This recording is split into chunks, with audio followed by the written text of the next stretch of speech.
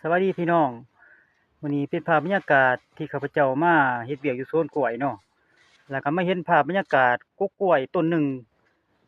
ออกเป็นสองต้นพี่น้องให้พี่น้องเห็นบรรยากาศกล้วยอันแตกออกเป็นสองต้นเลยแต่ว่าต้นเงามันนะพี่น้องอันนี้คือต้นเงามัน แต่ว่ามาฮอดระยะหนึ่งของต้นนะสิแบ่งออกเป็นสองต้นเลยพี่น้อง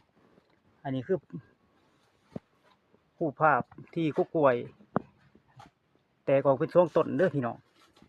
ให้พี่น้องเห็นกล้วยแปลกประหลาดแต่ว่ากล้วยอันแปลกๆเนี่ยนี่ก็หายากพี่น้องหาเบิ่งยากว่าซะแล้วก็มาเก็บภาพ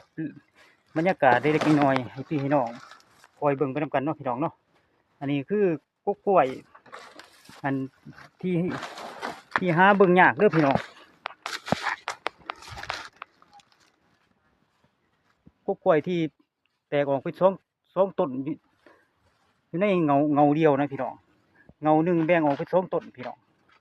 ให้พี่น้องเบิ่งภาพบรรยากาศอ้อมหอบต้นกล้วยไปนำกันเนาะพี่น้องเนาะ